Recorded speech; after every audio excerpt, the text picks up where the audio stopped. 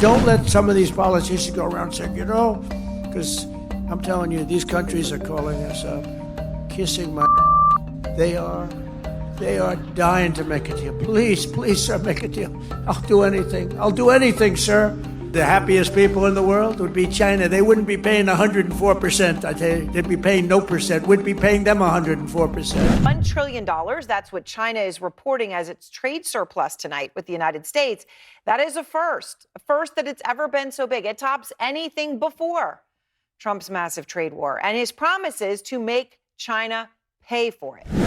I put a 100% tariff on China. China's paying us a tremendous tariff. China's going to be paying a lot of tariffs. China is eating the tariffs right now. Right now, China's paying a 104% tariff. In April, U.S. President Donald Trump imposed tariffs of up to 104% on all products imported from China.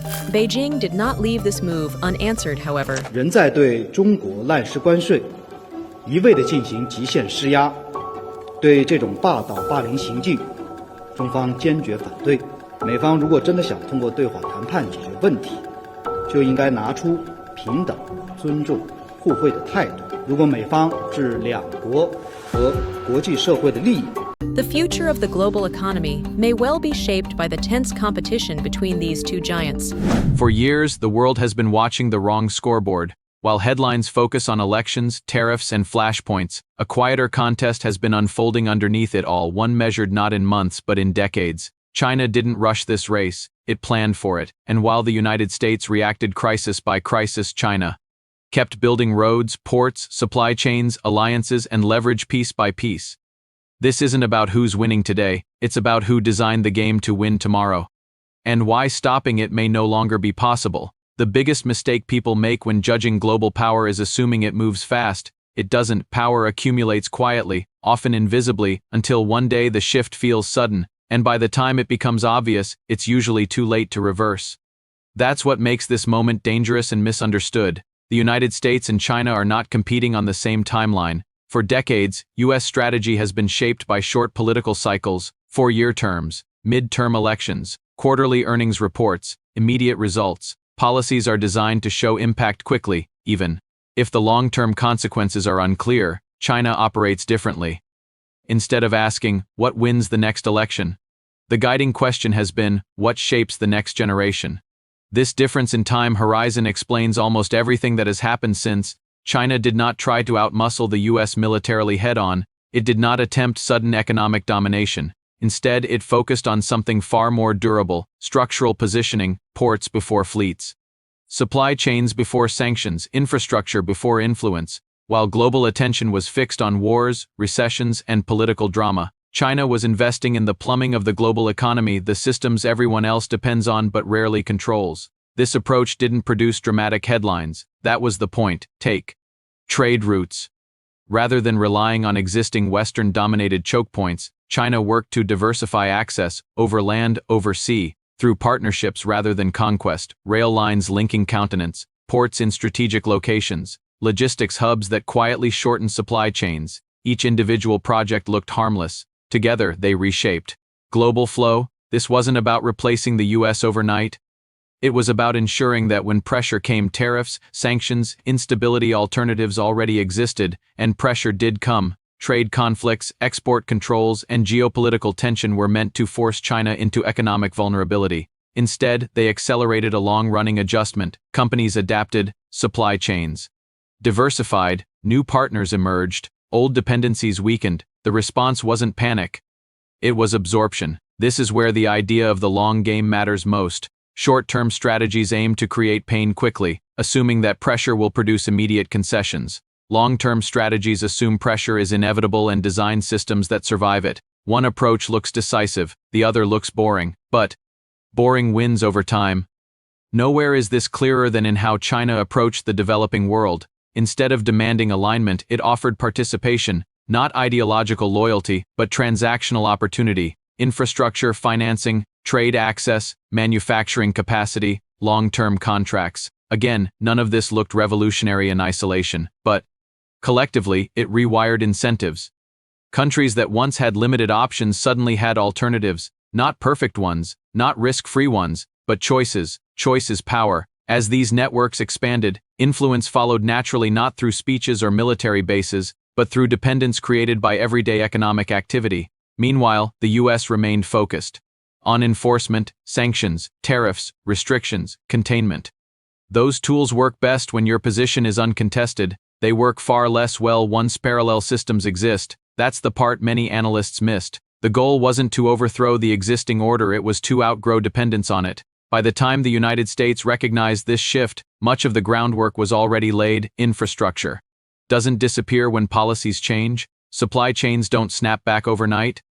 Relationships built over decades don't dissolve because of one diplomatic thaw. Time compounds advantages. Another critical difference lies in risk tolerance. U.S. systems prioritize efficiency, lean inventories, just-in-time delivery, optimized returns. China prioritized resilience, redundancy, stockpiles, multiple sourcing routes. Overcapacity that looked wasteful until disruption made it essential. When crises hit, pandemics, wars, shipping disruptions, the systems built for efficiency strained. The systems built for resilience bent but held. That distinction reshaped global confidence. Companies don't just look for low cost, they look for predictability, reliability, continuity. Over time, that calculation favored the player who planned for disruption rather than assuming stability. This isn't to say China's strategy was flawless or cost-free. It wasn't. There were missteps, inefficiencies, and risks, but the direction remained consistent. Long horizons smooth mistakes, short horizons magnify them. The U.S., by contrast, frequently reversed course. Strategies changed with administrations, trade rules shifted. Allies were pressured, reassured, then pressured again. Businesses learned to hedge against uncertainty not just abroad but at home. That unpredictability mattered, because leadership in global systems isn't just about power, it's about reliability, and reliability is earned slowly, then lost quickly. By the time the phrase long game entered public discussion, the game had already progressed through several stages. This is why the question now isn't simply whether the U.S. can stop China. Stopping requires leverage that hasn't already been diluted, and dilution happened quietly through adaptation, diversification, and time. The real story isn't about defeat or dominance, it's about mismatched clocks, one side optimized for the next crisis, the other optimized for the next 30 years. And that difference explains why, today, many of the tools once assumed to be decisive no longer deliver decisive results. Because the real advantage China built wasn't ideological, military, or even economic in the traditional sense, it was architectural. By the time pressure intensified, the architecture was already in place. Start with supply chains. For decades, global trade optimized for cost, not resilience, that worked as long as politics stayed predictable. When trade tensions, sanctions, and export controls appeared, the weakness of that system became visible overnight. China didn't respond by demanding loyalty, it responded by absorbing friction. Instead of relying on single-source dependencies, firms diversified inputs, manufacturing nodes spread, logistics routes multiplied. Where tariffs closed one door, alternative corridors opened. Some were less efficient, some were more expensive, but they existed, and existence mattered more than optimization. Once companies rewired even part of their supply chain, they learned something important. Flexibility reduced vulnerability. That lesson stuck, and every adjustment made the original leverage weaker. The same pattern appeared in finance. When access to capital markets became less predictable, alternatives emerged. Trade settlement methods diversified, currency exposure was reduced, bilateral agreements increased. None of these changes replaced the dollar overnight, and that was never the goal. The goal was optionality. Optionality doesn't grab headlines, but it changes behavior. When actors know they have alternatives, pressure loses potency. Sanctions become less absolute, restrictions become less final. This is where many policy debates went wrong. They assumed pressure would force capitulation. Instead, pressure accelerated parallel system building. Technology followed the same path, restrictions on advanced technologies were designed to slow progress. In the short term, they did. Access narrowed, costs rose. Bottlenecks appeared, but over time, the response shifted from access seeking to capacity building. Domestic alternatives gained funding, redundancies were accepted, long-term investment replaced short-term efficiency. This didn't lead to immediate parity in every sector, but it changed the slope of progress. When you're behind, speed matters more than position. And when the objective is self-reliance rather than dominance, the pressure to rush disappears. Slow, steady, cumulative gains replace dependence. That same philosophy reshaped global relationships. Rather than forcing alignment, China leaned into pragmatism. Deals were framed around infrastructure, trade, and development, not ideological. Conformity, that approach resonated in regions accustomed to being pressured to choose sides. Instead of demanding loyalty, it offered relevance, and relevance creates gravity. As more countries found value in diversification, the global system became less binary, not anti-West, not anti-US, just more complex. Complexity favors those who prepare for it. Meanwhile, the United States faced an internal contradiction. It wanted to remain the central node of the global system while simultaneously fragmenting that system through selective disengagement. That tension produced mixed signals. Allies were encouraged to decouple, but also warned of economic consequences. Companies were urged to relocate, but offered limited clarity on timelines, costs, or guarantees. The result was hesitation, and hesitation created opportunity for others. Markets dislike uncertainty. When uncertainty becomes structural rather than temporary, adaptation becomes permanent. That permanence is what makes the long game dangerous to interrupt. You can change policy overnight. You can't undo sunk costs overnight. Ports built don't unbuild. Rail networks don't vanish. Supply chains don't forget. Their backups, trust, once diversified, rarely reconcentrates. This is why comparisons to previous trade conflicts miss the point. Earlier confrontations assumed reversibility, that once pressure eased, systems would snap back. This time, the shock arrived after globalization had matured enough to allow rerouting rather than retreat. Instead of collapsing, the system rebalanced, and balance diluted. Dominance. Perhaps the clearest sign of this shift is behavioral rather than statistical.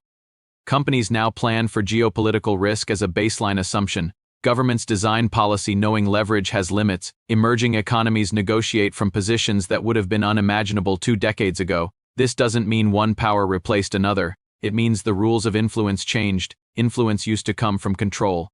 Now it comes from embeddedness, who is built into the system. Who can't be removed without cost. Who benefits from stability rather than confrontation. Those questions favor long-term players, and they punish short-term posturing, which brings us to the hard truth. The question is no longer whether the US can stop China. Stopping implies a mechanism that still functions. But many of the mechanisms once considered decisive now operate with diminished force, not because they failed outright, but because the environment adapted around them. This is the paradox of pressure. Applied too early, it deters behavior. Applied too late, it accelerates independence. By the time escalation became intense, the long game had already entered its payoff phase. That doesn't mean outcomes are fixed. History never is. But reversing structural shifts requires something more demanding than strategy updates or policy resets. It requires patience, the very resource that has been in shortest supply. A long-term response would mean committing to consistency across administrations, rebuilding reliability, and accepting that influence grows slowly when competition is systemic. It would mean playing a game with no immediate applause.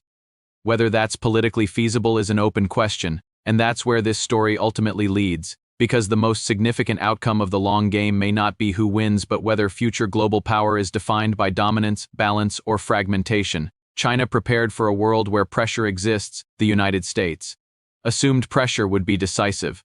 The difference between those assumptions shaped everything that followed, and as the architecture of global trade, finance, and influence continues to harden, one reality becomes unavoidable. Games designed to last decades can't be undone in election cycles. That's the quiet advantage of the long game, and why stopping it now would require more than resistance. It would require learning how to play by time itself.